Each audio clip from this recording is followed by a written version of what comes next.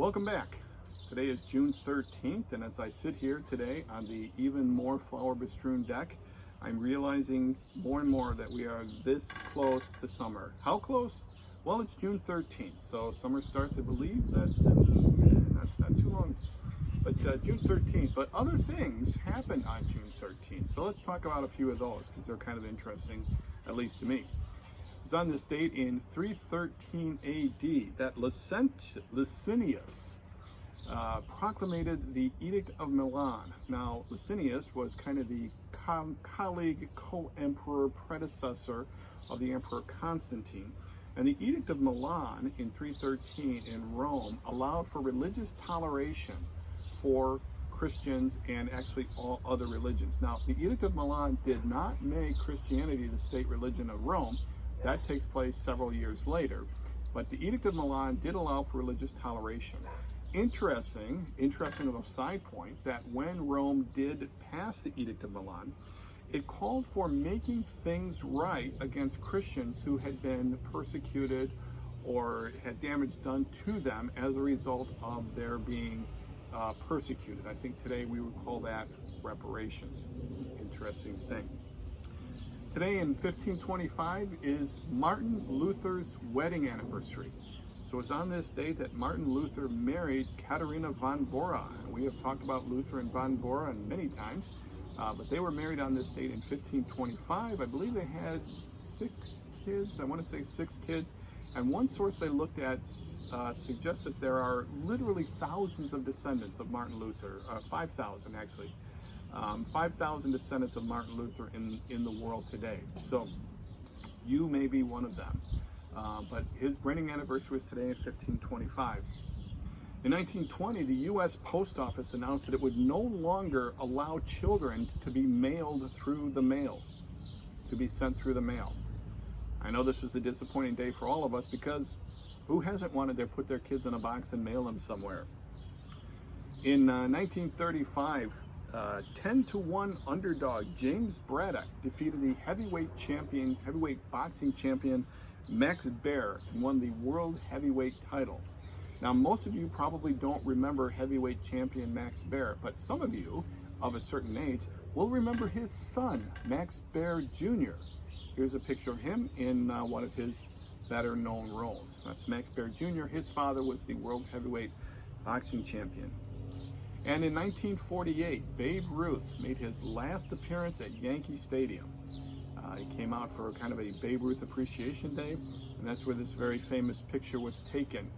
The Bambino was going to die 2 months later, August 16th. He was only 53 years old, but he made his last appearance at Yankee Stadium on this date in 1948. Today is Basil Rathbone's birthday. Basil Rathbone, born on this date in 1892. Most of us remember Basil Rathbone from his role as Sherlock Holmes in a series of movies in the 1930s and the 1940s. Interesting thing about Basil Rathbone, that he was the 2-time British Army fencing champion. Okay, which is always, this kind of stuff always fascinates me. So here's, if you remember watching the old 1930s, 1940s movie Robin Hood, where Errol Flynn plays Robin Hood. Well, Basil Rathbone is in that movie as well, and he's Guy of Gisborne, or Guy of Gisborne, I don't know what his name is. But there's a point in the movie where he's having a fight. He's having a fencing fight with Errol Flynn. And it always fascinates me to see that and realize, hey, wait a minute, that guy really knows what he's doing.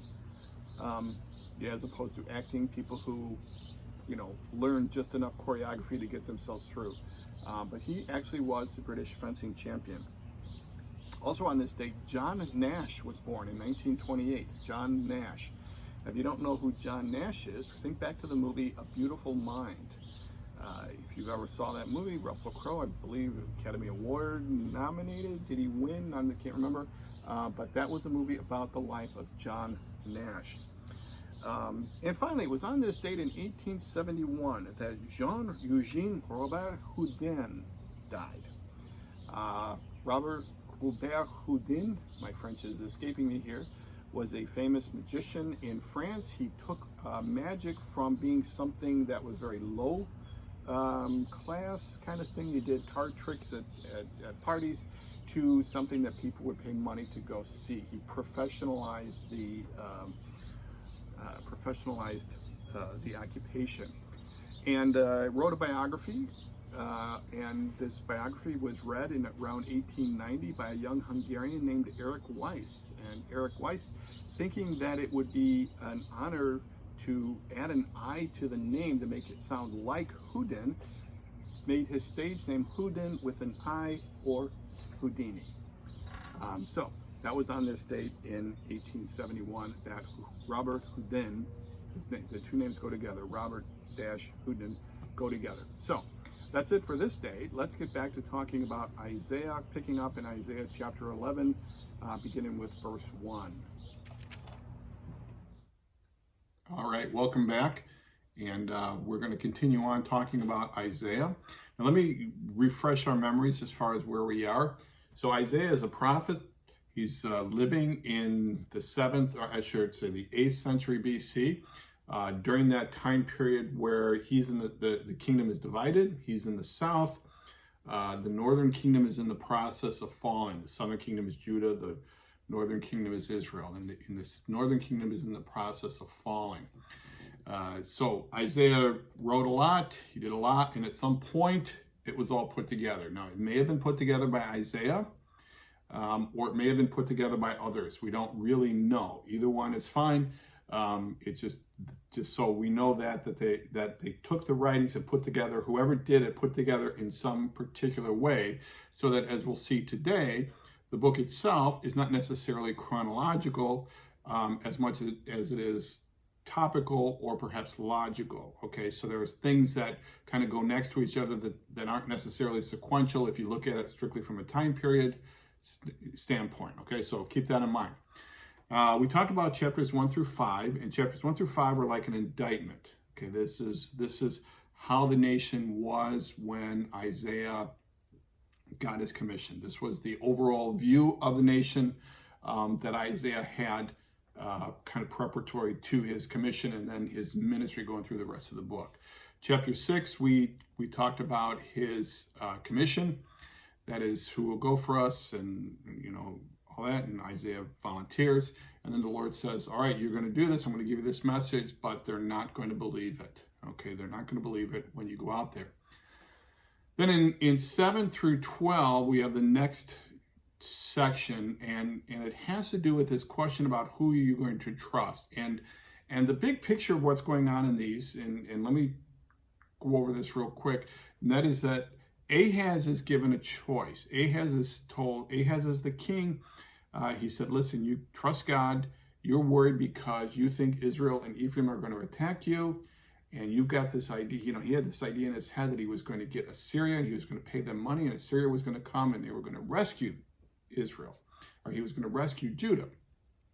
So the Lord tells Isaiah, go talk to Ahaz and give him the opportunity to trust you. And Ahaz is given this opportunity. Remember, Isaiah goes in chapter 7, says, the Lord tells you two things. One, this attack within 3 years, this attack isn't going to happen. Isaiah tells him that the attack isn't going to happen, and these two countries that are pestering you are going to be off the map within a generation or a couple of generations. Okay, and Ahaz says, has a choice here, and Isaiah says, well, let me give you a sign. You ask for a sign. Ahaz says, no. Ahaz says, Isaiah says, I'm going to give you a sign anyway. The Lord himself, you will give you a sign, okay? And that is the young woman, the woman of marriageable age will be with child. And by the time the child reaches a certain age, the threat from this particular threat is going to be gone. Ahaz flunks the test. He decides not to trust God. And so Isaiah goes and he grabs some witnesses, and he had this son that's prophesied in chapter 7 is born in chapter 8. This is how I see the passage working. And then in chapter 9, he starts talking about a messianic person that's going to come that may or may not have been Hezekiah, at least at the time. It would have looked like Hezekiah, But this is unto us a child is born, unto us a son is given. Does look beyond Hezekiah, and most people look at this even beginning in that exile era, and even today look at this and say, no, this is beyond Hezekiah. Chapter 9 is clearly talking about a messianic figure, okay?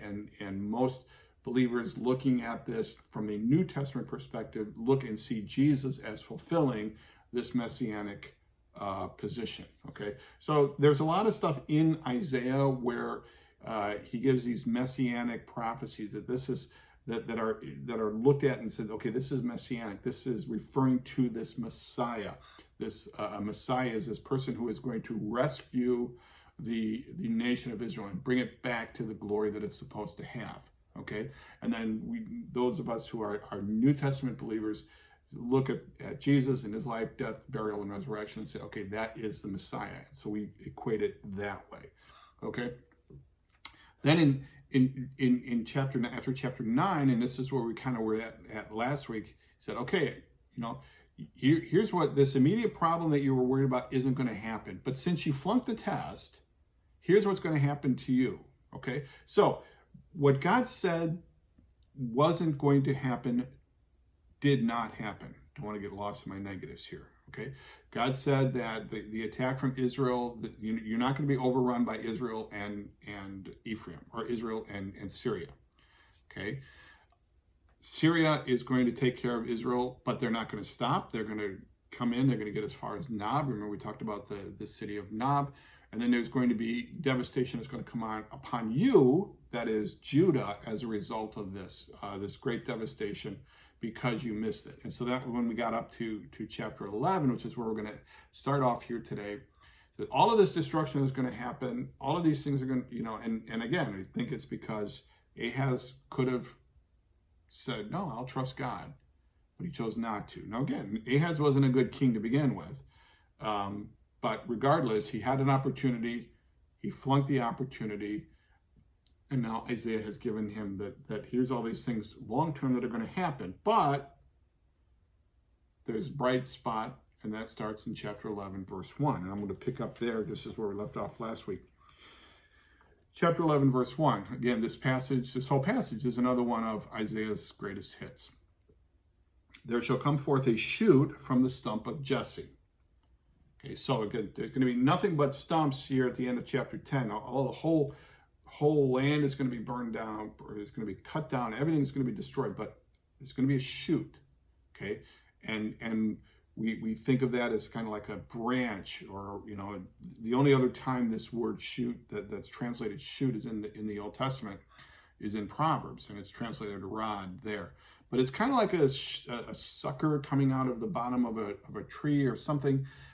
It's not unlike, you remember those of us who were around when Mount St. Helens went off, that there were, Mount St. Helens did all of this devastation, but then like a year later, suddenly there were plants growing around that there weren't supposed to be. And there were these pictures of these plants growing in the midst of all this devastation.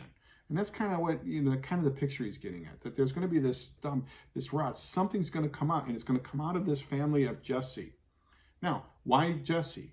Why doesn't he say from the house of David? If you remember back in Samuel, Saul becomes the king, and then he fails, and the prophet Samuel is told, go to the house of Jesse and find another king. I've got somebody after my own heart there. And he goes through all of the brothers, and they're all but one are there. He looks through all the brothers. He goes, no, he's not here. Is there another one? Well, yeah, there's one other. He's not, well, bring him in. And they look at him, and sure enough, David is the one. David is the son of Jesse. Okay, why? We don't really know. Okay, there isn't a clear reason why. I mean, there's speculation, and I think it's a good explanation to say that it's because at this point, Ahaz represents the house of David, and Isaiah is just trying to back away from the house of David at this point. Giving David house, meaning Ahaz, credit, perhaps. We don't know. But other passages in the Old Testament, when compare what is said here to what is said there about the house of David and David's descendants, make it pretty clear that even though he's kind of, using a different way to refer to it, the promise is still going through David's line. That is ultimately the birth of Christ. So this stump will come, this shoot will come from the stump of Jesse, and a branch from his root shall bear fruit. Okay, so this is growth. Things are going to happen. And the Spirit of the Lord shall rest upon him, the Spirit of wisdom and understanding, the Spirit of counsel and might, the Spirit of knowledge and the fear of the Lord. And his delight shall be in the fear of the Lord. Now, again, some people would look at this and say, well, that's talking about Hezekiah. Or even better, they're saying it's talking about Josiah. And to a certain extent, Josiah and Hezekiah especially were really good kings. Okay, there's no question about it. They're very good kings. But really, this has messianic overtones. And again, I'm talking, implications. There's this idea that, Jerusalem and the Jews are in exile, and they're looking at what God had promised them, that God had promised them to be a mighty nation. God had promised them this land, and they just needed somebody to take that burden and bring the people back. It's just like Moses, kind of another Moses. Moses went in and kind of got the people together and brought them out of Egypt into the land. So they needed somebody else, and this person that was going to do this was called the Messiah. And so this is clearly a messianic text here, talking about this Messiah person. Okay, going through the New Testament, we look in and we see how the Messiah idea changed. But as far as Isaiah goes, this is a long-term solution to this ongoing problem that they've got. And it's just kind of talking about him, okay? And his delight shall be in the fear of the Lord. He shall not judge by what his eyes see, or decides disputes by what his ears hear. Okay, so remember our talk earlier when we mentioned that the obvious problem and the real problem, okay? But with righteousness he shall judge the poor and decide with equity for the meek of the earth. Remember in chapter 2 where another one of the famous sayings where they're going to beat their swords into plowshares. We see, when is all this going to happen? And the nations were going to come to the Messiah. We're going to come to Israel, come to the Messiah for advice and counsel. Here, I think he's just kind of building on that particular idea. And he shall strike the earth with the rod of his mouth, and with the breath of his lips he shall kill the wicked. Righteousness shall be the belt of his waist, and faithfulness the belt of his loins. So this idea, like in Ephesians 6, put on the whole armor of God. Okay, this idea of using clothing to illustrate how characteristics or spiritual disciplines can be used. Okay, verse 8 begins a passage. It's another one of fairly well known. I'm sorry, verse 6 through 9. The wolf shall dwell with the lamb, and the leopard shall lie down with the young goat, and the calf and the lion and the fattened calf together, and a little child shall lead them. The cow and the bear shall graze, their young shall lie down together, and the lion shall eat straw like an ox. The nursing child shall play over the hole of the cobra, and the weaned child shall put his hand on the adder's den. Now, if you know your Old Testament, well, let me just explain. So the Old Testament is written in Hebrew with a certain amount of Aramaic. And then around 200 BC, it was put together a Greek translation of the New Testament. And this Greek translation is called the Septuagint. Okay, and the Septuagint was the dominant Bible of the New Testament era. So when the first century church was talking about the Bible, very often they would have the Septuagint.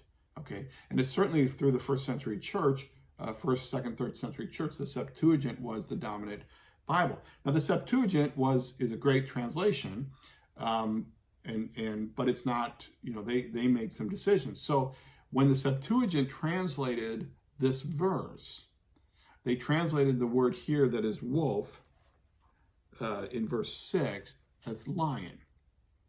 Okay, so if your Bible says the lion shall lie down with the lamb, it just means that whoever did the translation looked to the Septuagint for that word, but that's the very common phrase. The lion is going to lie down with the lamb.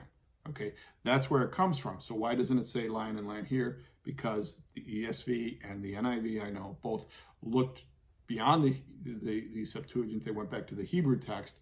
Now, why did the Septuagint translate this? I don't know. Maybe at the time they thought lion, maybe the word has changed meaning. I don't know. But that's where that came from. So this talking about this moment where he's talking about these different animals that usually are adversaries and are eating each other are suddenly going to be living in peace and harmony and all of that. Now, certainly, did that happen during Hezekiah's day? Well, obviously not.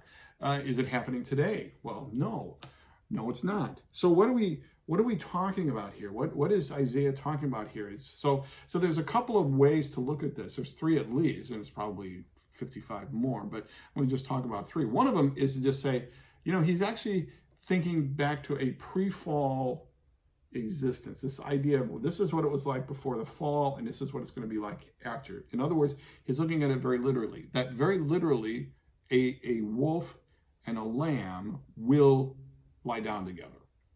Okay, and that could be, and I don't know what it was like in the garden, the pre-fall. We can speculate, of course. So it may be, it may not be what it was like in the garden. I don't know. That's one way to look at it. Another way to look at it is to look at each of these and say it's a spiritual, kind of spiritualizing. Now, this is what John Calvin did. So Calvin looked at this and said, well, I'm going to make because Calvin wrote a commentary on just about every book of the Bible. I think he didn't write one on Revelation. But in talking about this particular passage, he said, no, this is spiritual. And each one of these animals represents a different spiritual element in your life, okay? A spiritual condition, and we need to work on them in some way, okay? There's a lot of work. You got to go a long way to get there, okay? A third way is to look at it more in a figurative sense and to say, okay, Isaiah is just saying that, look, at some point, the natural animosities are going to just melt away. These different animosities that are, we think are just natural or endemic, or there's nothing we can do about it. They're just going to melt away, okay? The fears associated with insecurity, danger, and evil will be removed, not only for the individual, but for the world as well. So again, I think very clearly that it's pretty obvious that he's talking about a future time period that has not yet occurred. And so then we look at this and say, if we're going to create a theology of eschatology is the study of last things, we would look at this passage and say, okay, what is this end world going to look like? That when the Lord this stump has taken over and all of this, what's it going to look like? Okay, well, here's your example. Okay, so again, the nursing child shall play over the hole of the cobra, and the weaned child shall put his hand on the adder's den, an adder being a snake. And again, a weaned child, a child that is off mother's milk and is eating. And I think this is kind of this might be just kind of a throwback, because that's sort of the age that in 7 through 9 that Isaiah says, hey, listen, this is, when the child reaches this age, he will know. Okay, so that's there, but perhaps. Verse 10, in that day, the root of Jesse, who shall stand as a signal for the people, of him shall the nations inquire, and his resting place shall be glorious. Okay, so again, this is, talking back to what we said in Isaiah chapter 2, that the nations will inquire of him. In that day, the Lord will extend his hand yet a second time to recover. And I think, just one other point, like his resting place. I don't think this is talking about a grave. It's just talking about this is where he rests, or his throne, his castle, palace, whatever you want to call it, I think is what they're talking here. Verse 11, in that day, the Lord will extend his hand yet a second time to recover the remnant that remains of his people from Assyria, from Egypt, from Pathros, from Cush, from Elam, from Shinar, from Hamath, and from the coastlands of the sea. Okay, so think he's looking ahead here, because at the moment, or during Isaiah's lifetime, specifically the nation of Judah isn't scattered. They're all there. But he's looking beyond to a time when they're going to be scattered. Okay? And he says, when he's going to raise his hand a second time to gather. Now, what is this second time? Well, we don't really know. There's two ideas. One idea is the first time was when Moses gathered the people out of out of Egypt. That's one idea. Another idea is to look at in chapter 5, where it says the Lord raised his hand and signaled the nations. But this time he signals the nations to come and destroy the godless nation of Israel and by extension Judah. Now he's going to reach into those same, make a signal, reach into those same nations and bring his people back. Okay, that's the second. And I like the second one. And then let's see, he's talking about in verse 12, he will raise a signal for the nations and will assemble the banished of Israel and gather the dispersed of Judah from the four corners of the earth. The jealousy of Ephraim shall depart, and those who harass Judah shall be cut off. Ephraim shall not be jealous of Judah, and Judah shall not harass Ephraim. Okay, again, Ephraim is being used as a stand-in for the nation of Israel. Okay, and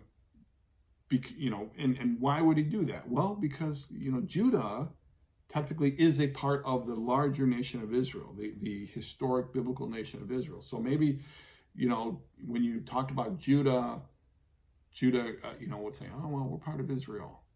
We're part of Israel too. And so just to kind of keep it clear, that's why he's using Ephraim. But again, there's developed this natural animosity. And Isaiah is saying that at some point, this natural animosity, just like the animosity between the wolf and the lamb, is going to go away. This natural animosity is going to go away. But they shall swoop down on the shoulder of the Philistines in the west, and together they shall plunder the people of the east. So not only is this natural animosity going to go away, but they are going to get together and reconquer the land. Okay, they're going to reconquer the land. They shall put out their hand against Edom and Moab, and the Ammonites shall obey them. And the Lord will utterly destroy the tongue of the sea of Egypt, and will wave his hand over the river with his scorching breath and strike it into 7 channels, and he will lead people across in sandals. Okay, this is, remember, kind of like I think he's making a reference back towards the idea of the Red Sea, that they could just walk across these rivers. And there will be a highway from Assyria for the remnant that remains of his people, as there was for Israel when they came up from the land of Egypt. There you go. There it is right there. Okay. So a reasonable question to ask is, did this occur in 1948? Okay. Did this occur in 1948? Was this the gathering of Egypt, is this the gathering of Israel that Isaiah prophesied? Now, there are some very well-meaning people who would say yes, and there are some very well-meaning people who would say no, okay?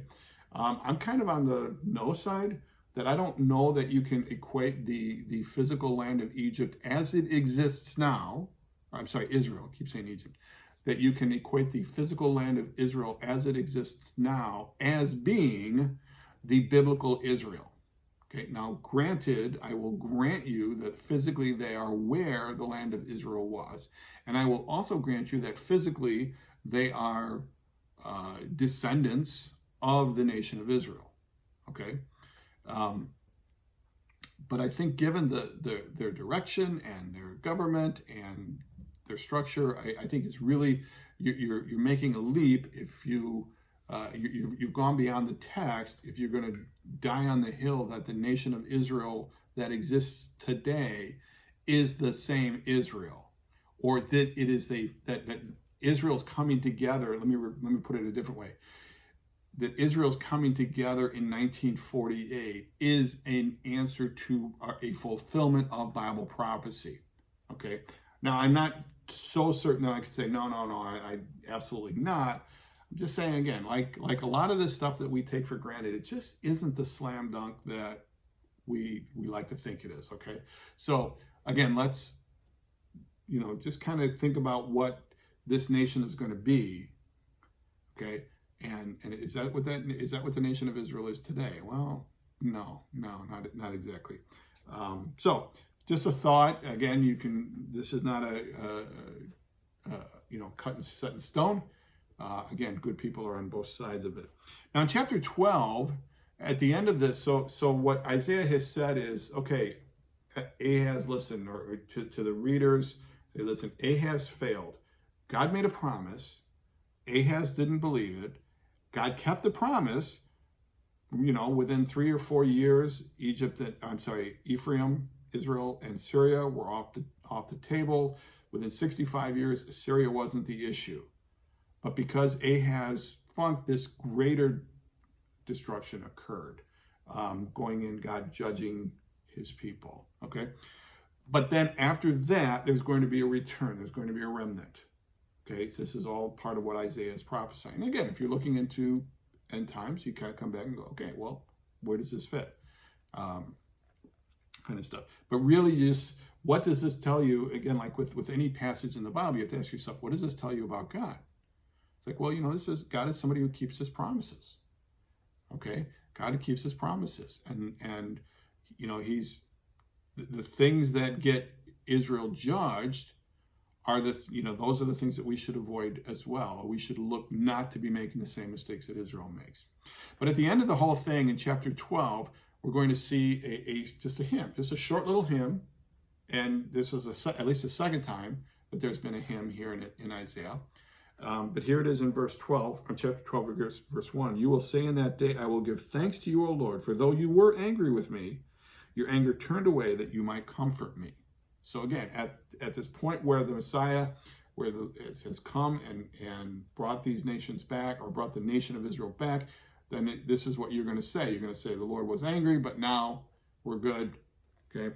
Behold, God is my salvation. I will trust and will not be afraid. For the Lord God is my strength and my song, and has become my salvation. Again, another one of the famous passages from Isaiah. With joy you will draw water from the wells of salvation, and you will say in that day, give thanks to the Lord. Call upon his name. Make known his deeds among the people. Proclaim that his name is exalted. Okay, now this is all the result. This is what the nation of Israel is going to say. Now, there's nothing wrong with saying it now. This is great. But he's saying that at some point you're going to say this. This is how happy you're going to be. You're going to be saying something like this. Sing praises to the Lord, for he has done gloriously. Let this be made known in all the earth. Shout and sing for joy, O inhabitant of Zion, for great in your midst is the Holy One of Israel. Okay, so Zion, another way of talking about Israel, the nation, land, God's land. And again, it's coming back, giving thanks to the Holy One of Israel. That name, that is the title, I guess, that is given almost exclusively or predominantly in Isaiah for God the Father. Okay. All right. So that ends this particular passage, or this particular section. Okay. Now, remember, when we're looking at Isaiah, or when we're looking at any book of the Bible, we don't have the chapter and verses divisions. Those are not inspired. Okay. We don't have an outline. We don't have a table of context. We just have the text. And so different people look at the same book and come up with different organizational structures. And that's okay. If you see this, it goes with this, and this goes with that. Okay. Sometimes it's pretty obvious. Other times, it's not. And so we're looking at this one of 7 through 12 is this ramifications of this event that takes place with Ahaz and has to do with what's going to happen to Israel. Now, beginning in chapter 13, we seem to go in another direction. Okay, so 13 through up to, I'm thinking how far it goes, 26, I think. We have a series of judgments against the nations. These are nations that are in existence at the time. Or upcoming. Let's hold that thought. These are nations that are a threat or are going to be a threat. And so Isaiah has these statements, prophecies, oracles, woes, things. And again, now this is not necessarily chronological. So it could be that he did these earlier or he did those later in his life, but they're put here afterwards to kind of contrast to here's what's happening. So in 7 through 12, the Lord says, okay, Israel had a chance, they failed. Israel, Judah had a chance, they failed. Now these countries are going to go, and I'm going to bring in Assyria, and they're going to come in, and then Babylon is going to come in, and they're all going to do destruction on Israel, and things are looking bad, but Israel's going to be okay. You're going to get back to it. In the meanwhile, chapter 13, what about those other nations? That's what chapter 13 begins to talk about. So looking at chapter 13, and let's see how far am I going to get here. Well, I think I'm going to just cut it at this point because I want to talk about 13 in and of itself. So we're going to have a little bit shorter session today. And when we get back, we're going to talk about chapter 13 and 14. And 14 is another one of the well-known passages of Isaiah. Okay, so 13 is talking about Babylon. Okay, and again, it says in verse 1, the oracle concerning Babylon, which Isaiah the son of Amos saw. Okay, so we're going to talk about Babylon, and then we're going to talk about Babylon's destruction, and then we're going to get into what's called a taunt song. A taunt song. Okay, and it's within the context of this taunt song that another one of the great passages in Isaiah happens. So again, thank you very much, and next week we'll get back into looking at chapter 13 and the Babylonian taunt song. Thanks.